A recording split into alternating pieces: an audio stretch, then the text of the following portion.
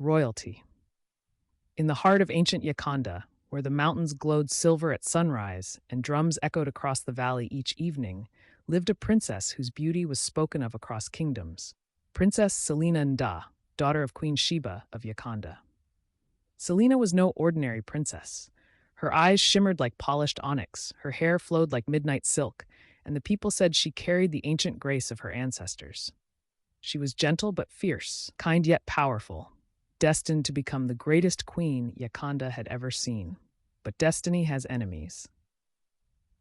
The night the kingdom fell, before dawn one moonless night, a group of strangers appeared at the palace gates, tattered, wounded, begging for refuge. The king, known for his compassion, rushed to help them. He didn't know they were warriors of the northern kingdom, disguised in rags, carrying blades beneath their cloaks. Before the palace guards could react, steel flashed, cries erupted, and Yakanda fell in a single breath. The king was slain where he stood. The palace burned.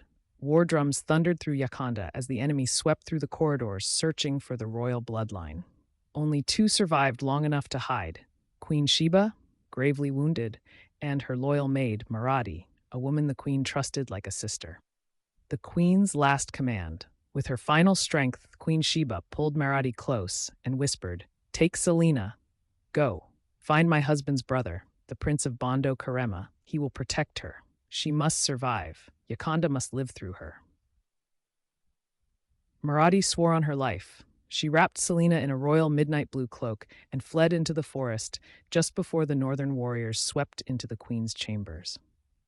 For journeys they traveled, across blistering plains, through thorned forests, hiding beneath giant baobab roots when soldiers marched past. Celina trusted Maradi completely. After all, she had nursed her since childhood, braided her hair, sung her lullabies. But something inside Maradi had begun to change. Each time she looked at the princess, at her grace, at her beauty, at the destiny written in her eyes, a shadow of envy flickered, a thought she never dared to speak aloud. Why must she be the chosen one? Why must she be royalty and not me? The betrayal at the palace gate. They finally reached the great palace of Bondo Karema, a fortress carved from red stone, guarded by warriors in gold-plated armor. The moment Maradi saw the wealth, the respect, the power waiting for Celina, the darkness inside her took root. She turned to the princess, and before Celina could speak, Maradi struck. A single blow. Celina collapsed to the ground, dazed and bleeding. Maradi dragged her behind a stone pillar, tore the royal cloak from her shoulders, ripped the bracelets from her wrists, and stripped her of everything that marked her as the last surviving princess of Yakanda. Then Maradi wrapped herself in Celina's royal mantle, smeared dirt on Celina's face, and hissed, "You will tell no one who you are.